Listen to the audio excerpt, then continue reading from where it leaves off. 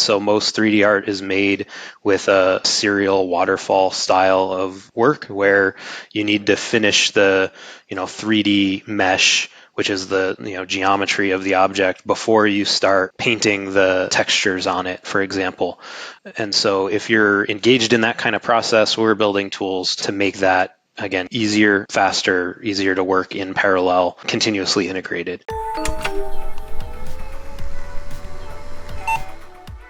Welcome, everybody. My name is Haresh Singhani. This is Conversations with Haresh. We'll be talking to people of varied backgrounds, covering various topics. I'm very excited to be able to share these with you. The goal is to increase curiosity and empathy amongst all of us to help us grow professionally and personally at all levels. And of course, we also want to make sure that this is fun. So thank you again, and we'll look forward to having you.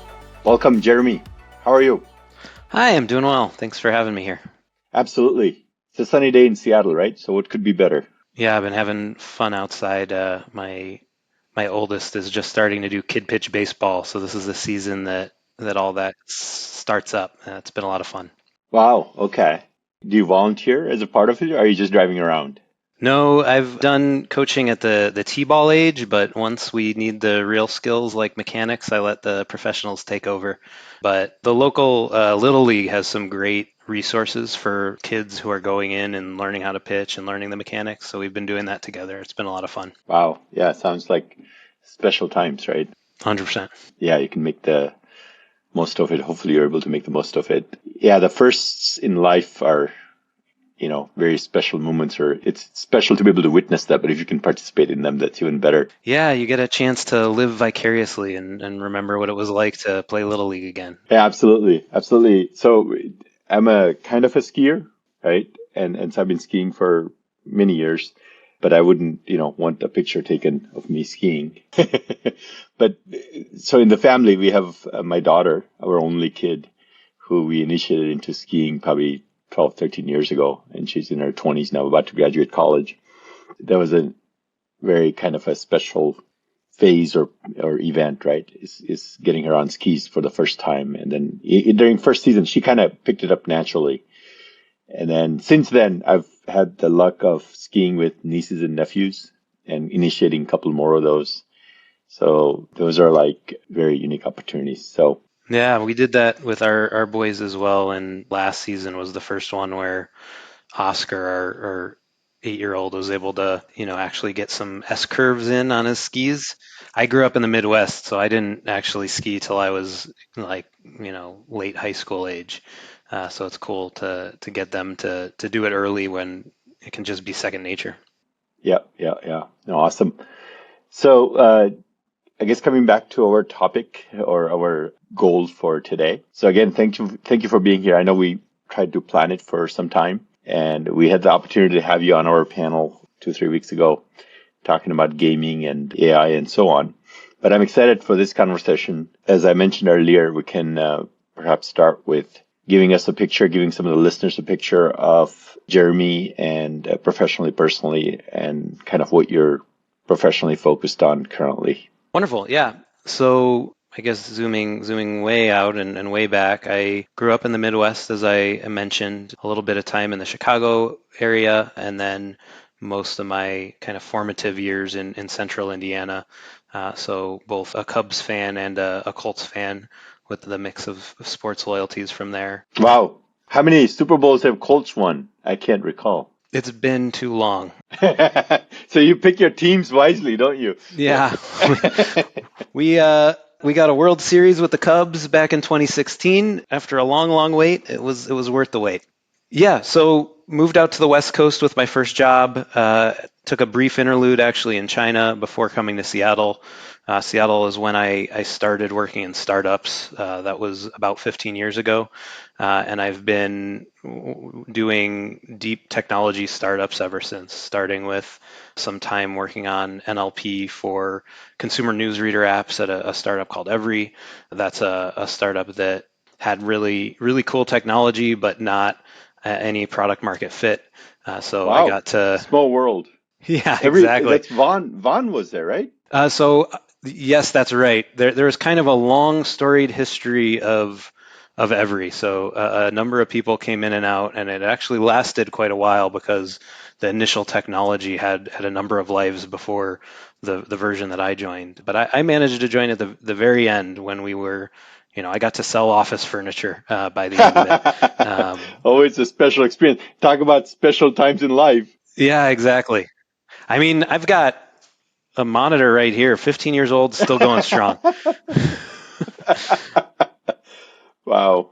Yeah, so that was a cool opportunity, definitely a learning opportunity, not just as a, earlier in my technology career, but just about, the ups and downs of a startup and the different kinds of management styles and what it takes to build hard technology when you have to be scrappy.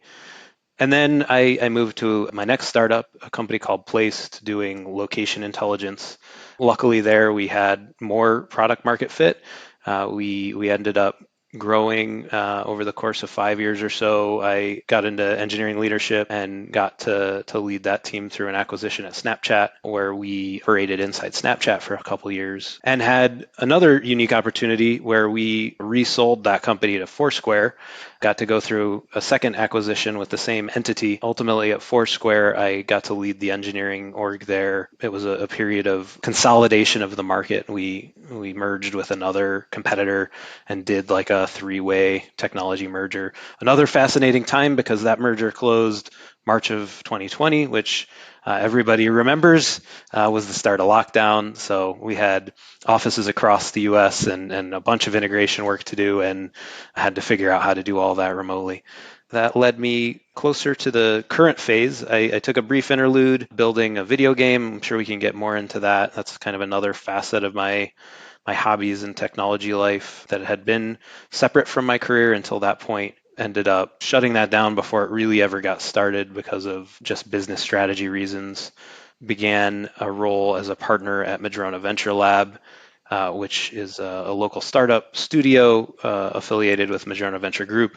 We were able to work at the earliest stage, help entrepreneurs take their ideas, turn them into initial products, get product market fit, do a lot of customer interview kind of work, and help them get to early funding. And during that process, that brought me to today and the current chapter. I ended up spinning out Charmed, which is a company that's building AI tools for the 3D video game art process to try and make that process ultimately 10 times faster to get done than it is today. So that's the current project. That's what I'm working on right now. That's kind of the environment we met in for the first time. Yes, yes.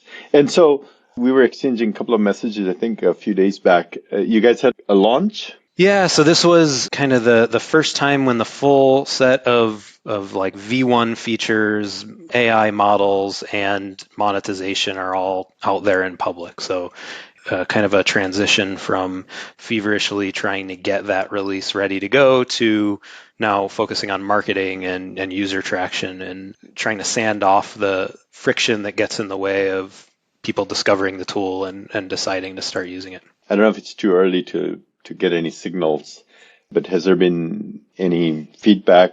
Yeah, so we did the product hunt pilgrimage. It's something every startup does these days.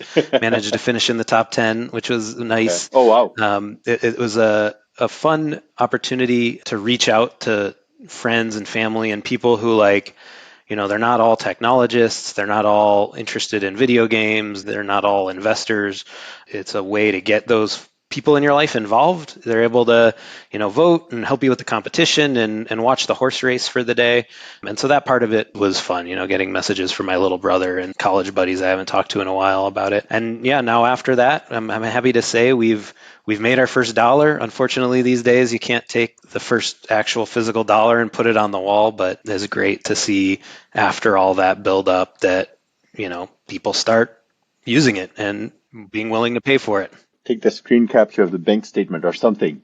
Yeah, we need to memorialize it somehow. Yeah, I remember when I was in telecom in the 90s. It was after I had joined the team, or the time when they turned profitable was before I had joined the team. But I would go into people's offices and they would have a dollar, Yeah. framed. This was in McCaw Cellular, which became AT&T Wireless. But that's a big movement, right? And obviously during the Madrona days, 0 to 1, right? It's a big deal. So are these tools or your platform, if I'm a developer or if I'm a game maker, is it for certain ecosystems, Android, iOS, or is it for consoles, or what is the community you're targeting or set of communities? Yeah, so the important domain is that it is about making 3D art. The problems we're tackling are that when you make 3D art, there are certain bottlenecks that make it hard when you have a team of experts working together. It makes it hard to work in an incremental parallel way. And so most 3D art is made with a serial waterfall style of work where you need to finish the, 3D mesh, which is the geometry of the object before you start painting the textures on it, for example. And so if you're engaged in that kind of process, we're building tools to make that again easier, faster, easier to work in parallel, continuously integrated. So I kind of look at the situation that industry is in and draw a lot of parallels to software engineering before all of the modern agile tools and practices were around. There were books written about why is every software project over schedule, over budget? Why is it impossible to manage these things? You hear the same story when you look at AAA video games. Why are there so many dollars spent after release on continuing development? Famously, Cyberpunk has spent more than $200 million after release on core content development because it just wasn't done at the time of the initial release. And stories about developer and artist burnout and crunch time. These are all familiar stories that fall out of projects that are run in a waterfall manner with a massive budget and a really hard deadline for when release has to happen. But we're humans. We can't predict things that well. That kind of project doesn't tend to work very well. So whether it's mobile, console, PC game, if it's an indie game or a hobby game or UGC from a non-professional person who's just doing it for fun, all the way up to professional studios and high-budget games, the methodologies and the technology is appropriate for all of it. So are there certain tool sets that if I'm using today, then I'll be like, oh, I can access Charmed or I can run Charmed on top of whatever tool sets I'm using. So what are those tool sets I would be using?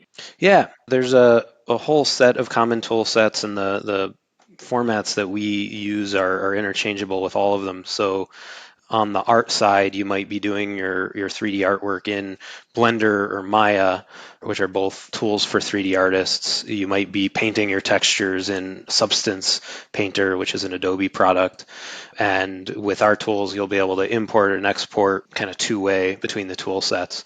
And then ultimately at integration time, you need to actually get these things into a game engine in order to integrate them with gameplay. So you might be using Unity or Unreal or Roblox, and you can be using any of those and use the Charm tool. We've got one video showing a project where we built some characters for a Roblox level. So you could go play that Roblox level, see the characters we built, and then see, how we took the characters out of Charmed and got them into the Roblox game. I guess to get into the weeds a little bit, this question has come up in some of our high-tech advisors. I've told you a couple of times, like in our earlier conversations. We call ourselves experts at engaging experts on behalf of the clients. So we're a services firm, and we work with typically product and IT teams and sometimes business teams in different domains. But we've been working in the gaming ecosystem, specifically with Nintendo, for a long time, better part of 10 years, more than 10 years. And then we've also done a lot of server-side work, also the device-side work, etc. Yeah. So it's a cloud-based app where, one of the things we're leveraging is the ability to deploy GPUs, which is kind of the important resource in AI inference, elastically. So we end up hosting the models on the cloud, and you make requests through our API, and then we can do the processing on the cloud and both store assets on the cloud for you, as well as allow you to download them to your local workstation. When you start getting into the plugins for these different local tools, there can be a mix of work that's happening locally and work that's happening in the cloud. In the long run, I anticipate more of that kind of split between doing some work on your local machine and some work remotely, because there's certainly some benefit to reducing latency if you have a graphics card available to use. I see. Yeah, because it's hard to make those available at scale from the cloud?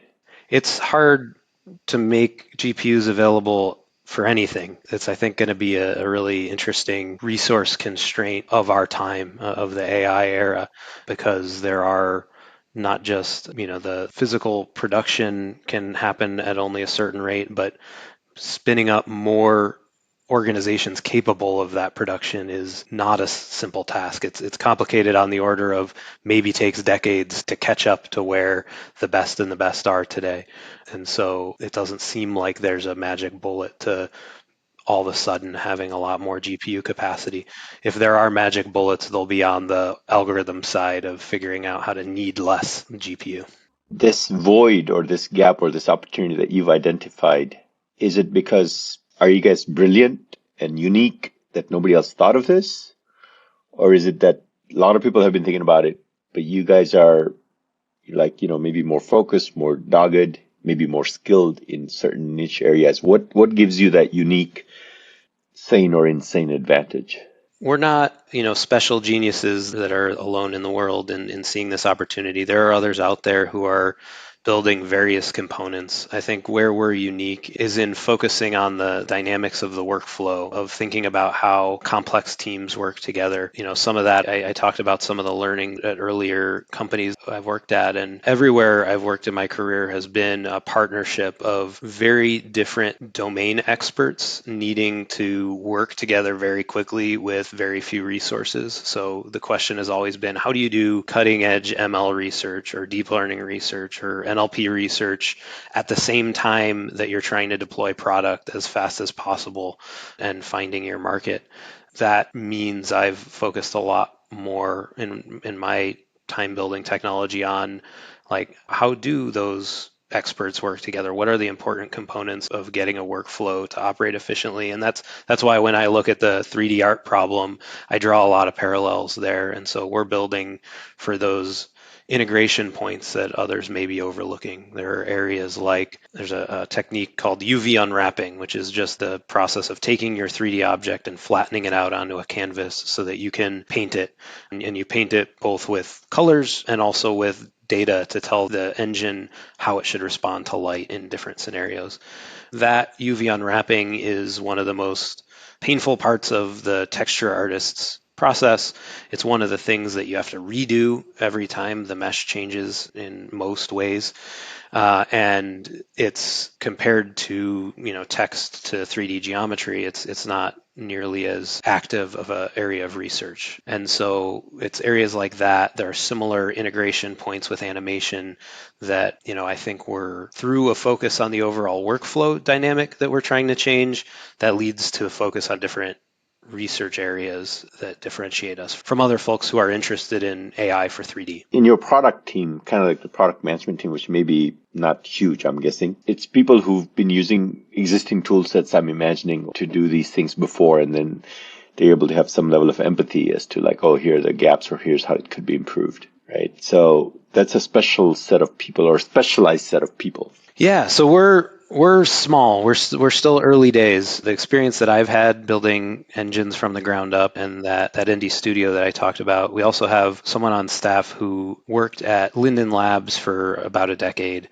That's Second Life people, right? Yeah, they made Second Life. Super interesting organization, interesting game, very early on the kind of social metaverse concept. It was probably almost 20 years ago, right? Something like that. Yeah. Yeah, I mean, it really, there are lots of echoes for what they built in not just visions of the metaverse today, but also, free-to-play gaming and asset-driven game economies. These are recently in vogue a little bit with Web3, but even more importantly, the free-to-play model for games has become really important, where you reduce the friction to get into the game by making it free, and then the company earns all their revenue through selling assets of different sorts, aesthetic upgrades, new content packs each quarter.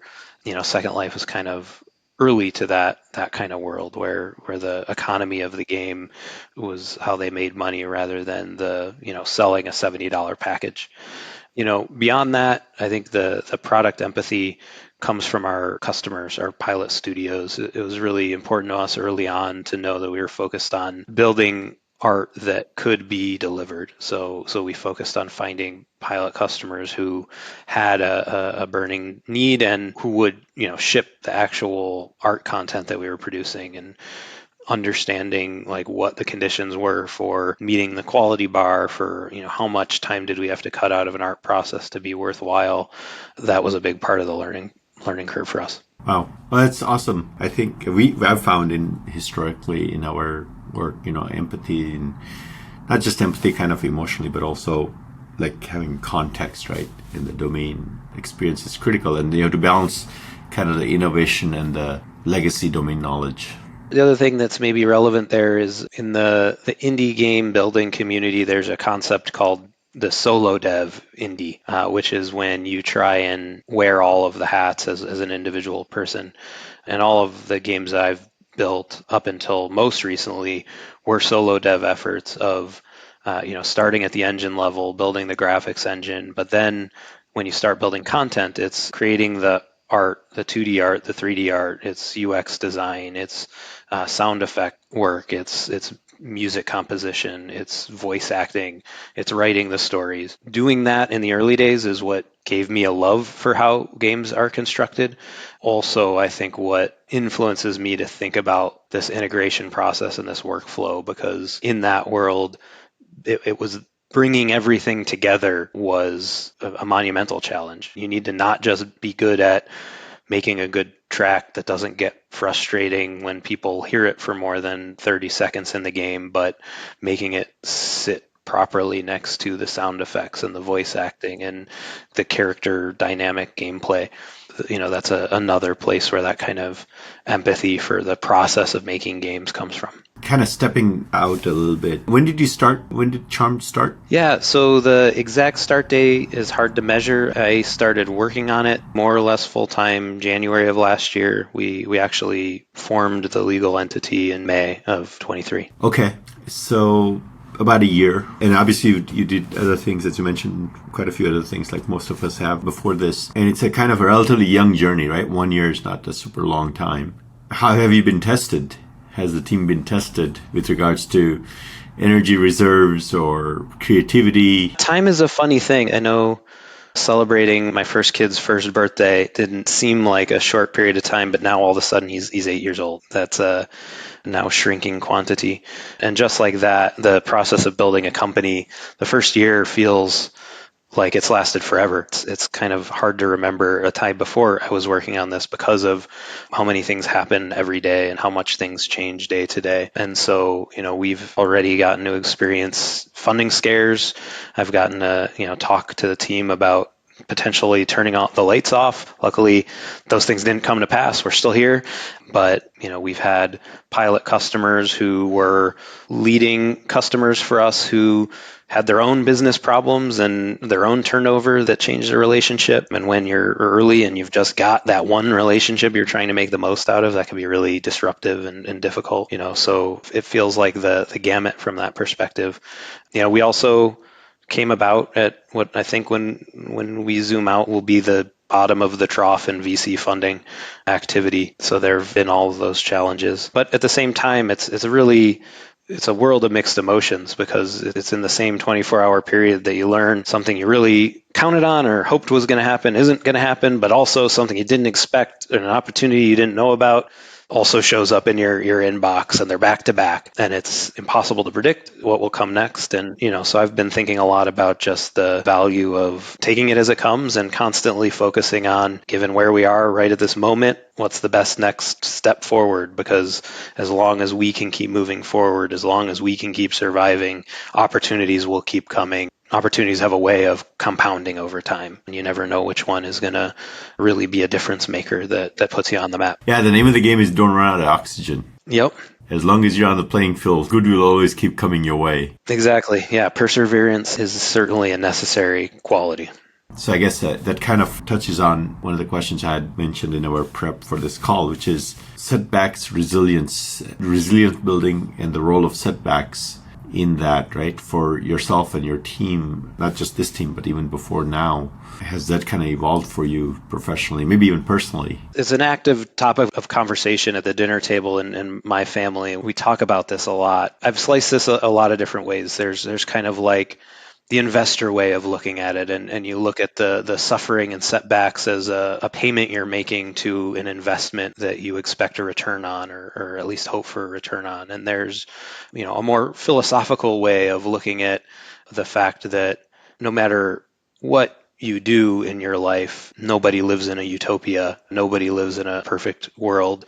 And so no matter where you're spending your time, you have your fair share of things to overcome, and you still need to find what makes you put one foot in front of the other each day. I think maybe that part has been the biggest evolution for me, because as we got to the point where I was operating more as an executive at Foursquare, I was an executive. My job consisted of making sure that we had a lot of happy people on staff and operated within budget. It wasn't engineering and building and product day to day.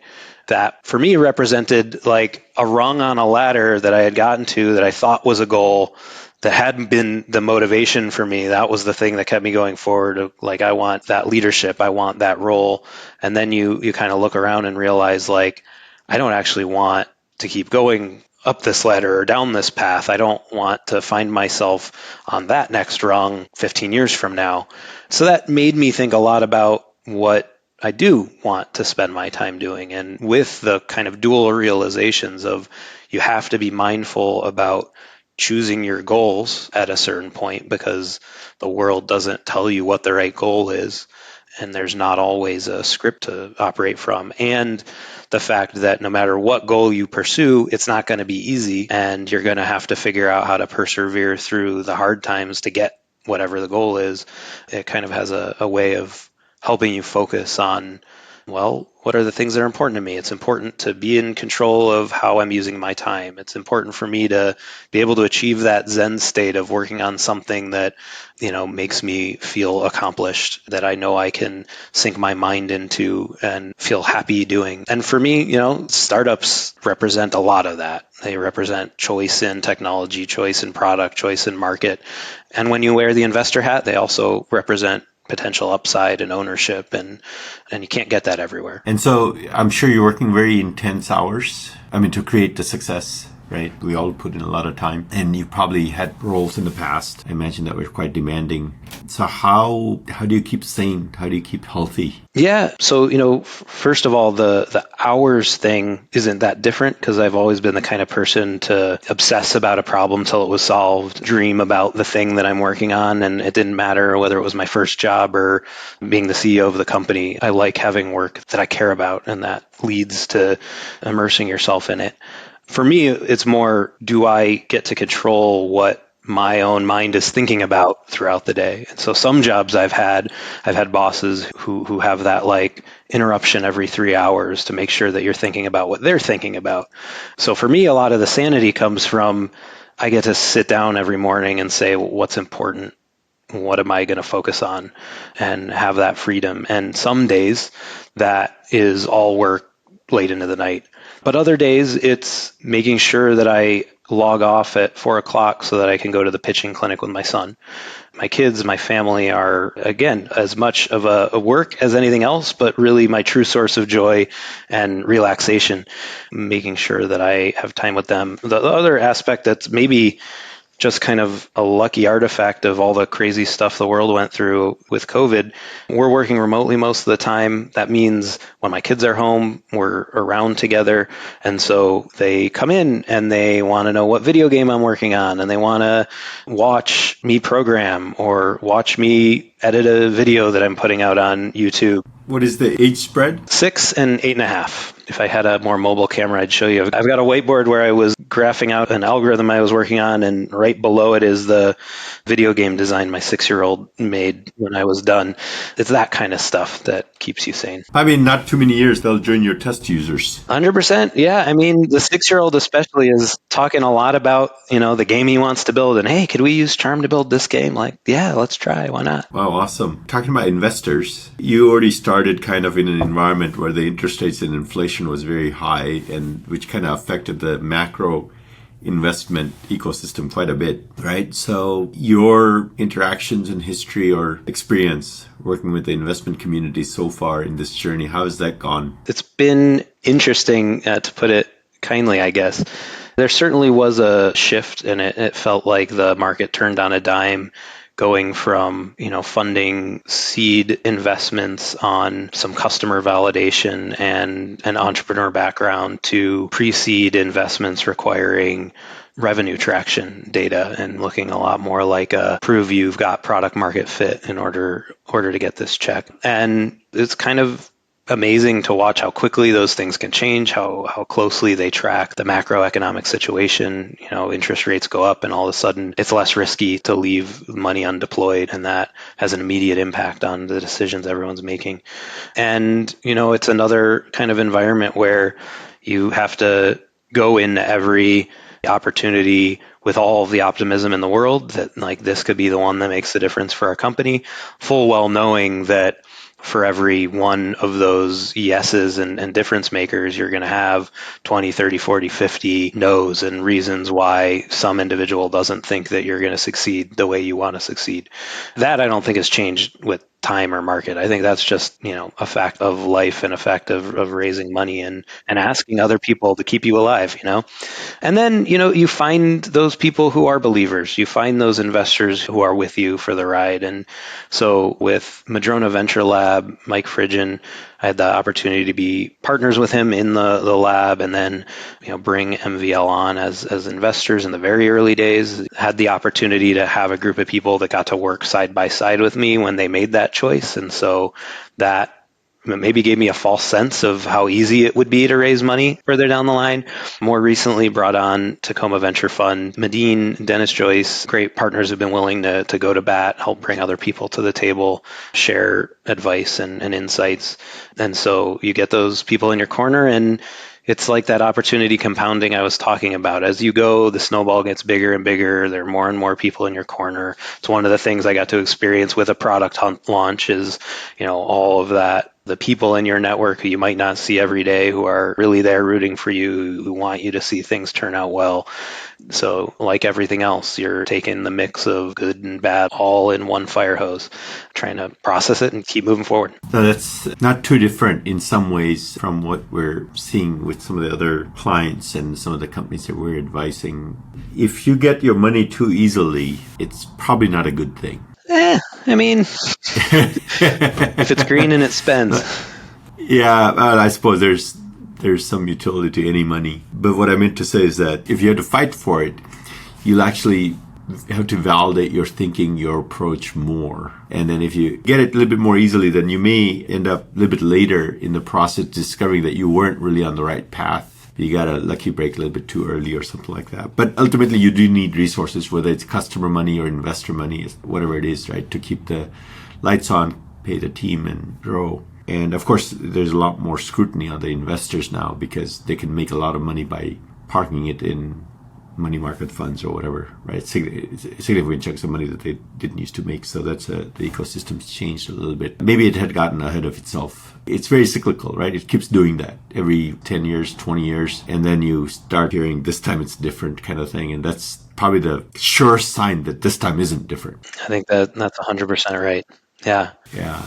I mean, I'm old enough to have started in the 90s. So we had the dot-com thing. And then we had the Great Recession. And then now we're just going through the current thing that started kind of with Ukraine war 2 years back now, right? And with high inflation, high interest rates, and now Gaza issues and other geopolitical risks that are out there. But because a startup is a long journey, it's not a 6-month journey. If you're lucky, it's a 6-year journey, and it's usually even longer. So what happens in 6 months or 18 months, it'll affect you, but it can't be something that breaks your company, hopefully. Well, good. I think that kind of covers most of the things I had in mind. I had mentioned that some of the guests wanted to ask me questions. I already told you a little bit about our business. I run High Tech Advisors services firm where, motivation comes from one of the books I read 30 some odd years ago by Jim Collins, which was Built to Last. He's written a few other books. Good to Great is probably more famous, but that came out a little bit later. But in Built to Last, he had a quote that said that everybody's in search for a meaningful life, And you can't have a meaningful life without meaningful work. And so everybody's in search for meaningful work. And that kind of stuck with me. And so then in the consulting or services model, it gives us an opportunity to work with many different domains and many different types of experts simultaneously. That kind of works for our team. It works for me. Kind of we get our intellectual kicks by living vicariously through our clients, but we get to learn about multiple domains and kind of see what's happening in different domains. So we work in gaming, healthcare, retail, e-commerce. We also work with technology enablement teams, IT teams, and so on. So one way we describe what we do is that we like to map meaningful problems to people who find them meaningful to solve, right? And so that's a little bit about, I guess, our work. Yeah, you mentioned asking questions. One thing I'm curious about, as I mentioned earlier, starting the marketing process. Marketing is kind of an end-to-end process. So obviously it starts when you're doing your market research and product design. We're getting to the phase where it's about reaching out to the market and making sure that there's visibility of the product. Spending a lot of time looking at who are the social media influencers in my market and what are the channels that people are listening to. I know you're getting this podcast going, probably doing some similar thinking about like how do we reach audience, how do we combine interesting content with things people are interested in hearing. I wonder, how's that journey been for you? Do you have any learnings or secrets to impart from that process? It's an interesting question. So the podcast is probably coming up on a year, not quite a year. High Tech Advisors is sponsoring it, our team is, but just High Tech Advisors. It's actually a personal project. So we've had people talk about things that are not directly relevant to High Tech Advisors, but also a lot of people have talked about things that are overlapping with our work. So I've talked to many people asking this same question, right? This same question that you just asked, like how do you reach to the right people? So for us, I think at a business level, it was understanding what are the necessary ingredients for a client to engage with us. And there's, of course, client retention, which then that's the second problem you tackle, right? When somebody starts using your tool sets, in your case or in our case, they give us an opportunity to work on a project or a placement opportunity and whatnot. So we were able to identify what those ingredients were, right? So in our case, it was one thing was we had to establish a level of trust because there's a lot of competition. And one of the ways people differentiate who they work with for a service provider is like, who do they trust? And that trust building has multiple aspects to it, but part of it is, well, how do you look like online? Front and center is good. A lot of transparency, personal content. People should be able to see myself or other people from the team, etc. Right? So that for us, we discovered that was critical.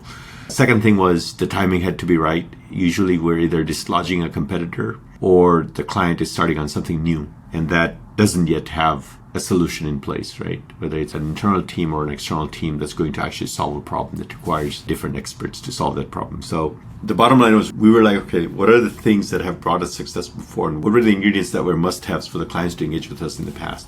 And then how do we now leverage social media, podcasts, LinkedIn, and whatnot to increase those ingredients? So timing was one thing for us, a problem that we can solve, and credibility. So then we looked at how do we increase these with our marketing efforts. So the events are one of the tools that we use, right? And podcast is possibly another. One of the benefits of the podcast is I almost never meet anybody who've seen me online that says that they know nothing about me, right? Unless they haven't gotten to it or they weren't curious or they didn't go there. Then they won't know anything. But if they've browsed our website or something, they will know something about us, right? So I'm not sure how much of this translates to what you might need to do because your domain may be different, right? I mean, your domain is different, but also the buyer's journey is probably different or the user's journey, right? Because in our case, it's like, oh, the user's thinking about X and then they get to a certain number of steps and that's when we should be there or they should be reaching out to us, right? And then the second thing besides how did the user or the client think about you or think about a solution or a problem where your solution can be helpful. But before you even get to that point, who are the targets? So that's a really critical thing. For us, LinkedIn is huge, right? Because we're targeting people like you and a whole bunch of others that are in corporations, technology, business, leadership, etc., right? But there's the community lives somewhere that you have, right? And I'm sure there are a lot of places where that community hangs out. Yeah, 100%. Yeah, and another thing that's worked for us well is that there's a symbiotic opportunity, if it's, say, our podcast or our events or what have you, where partnerships is the best technique probably, because there are other people who want visibility, and then you want visibility.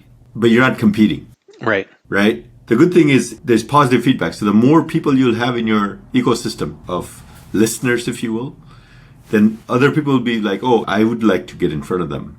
Jeremy can be a guest. Now, you are a guest on our podcast, and so it's going to mean people who are interested in Jeremy will get to hear about Haresh a little bit, and vice versa, right?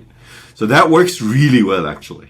So actually, interesting enough, 2 days ago, we happened to meet somebody, one of the execs from YouTube, and we were asking her the same thing. We're like, we've got a podcast. We've got a little thing. We're an engine that could, but we don't have a huge marketing budget, and I'm not sure if we want it, but... So what are the techniques and things that you've seen? And so one of the first things she mentioned was this kind of cross-channel symbiotic promotion, if you will. Yeah, no, it makes sense. You get to access a new but parallel audience, and so does the other party, and cross-pollinate. That's probably, I would almost say it's a universal technique that any startup can use. And the nice thing that startups have is you have the sizzle. Hopefully you have the substance too, right? In your startup specifically.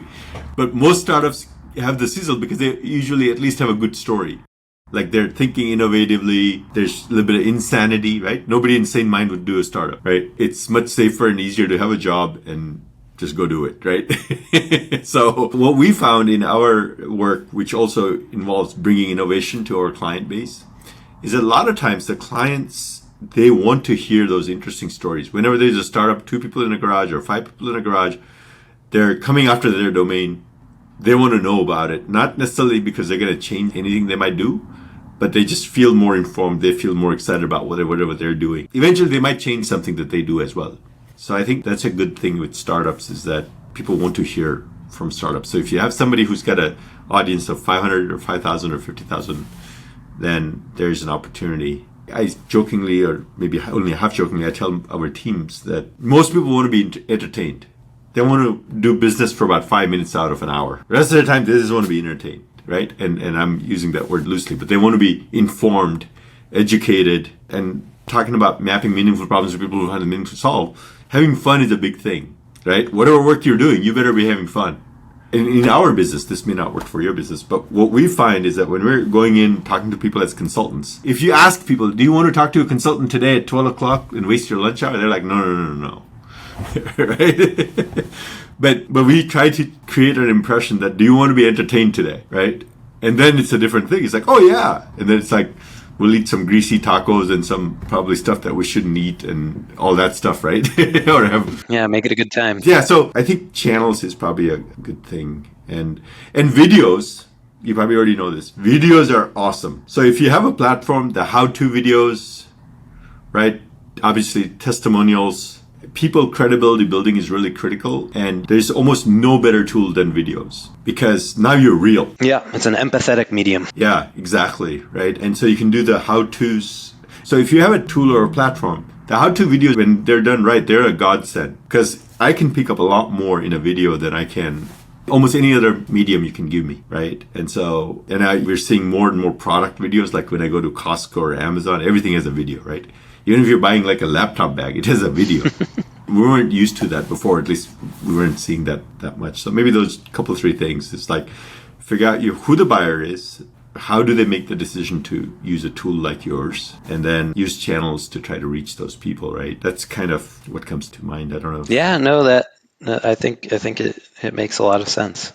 Appreciate your insight. How do I access the tool set? Is this charm.ai? Great question. Probably should have brought it up earlier. Yeah, you go to charm.ai. It's all self-serve. There's a free tier to get started. And we do have some of those how-to videos on our YouTube channel, Charmed AI, that will show you, what does it look like to start with a new idea and get all the way to 3D objects and characters integrated into your video game. So you should be able to do that in like 10 minutes, really. So easy to check out. And we've got a Discord channel. That's our main support area. So if you are someone who tries out the tools or has feedback or wants to ask questions, you can get to Discord through our landing page as well. All right. Awesome. Jeremy, thank you. Thank you so much. Cheers.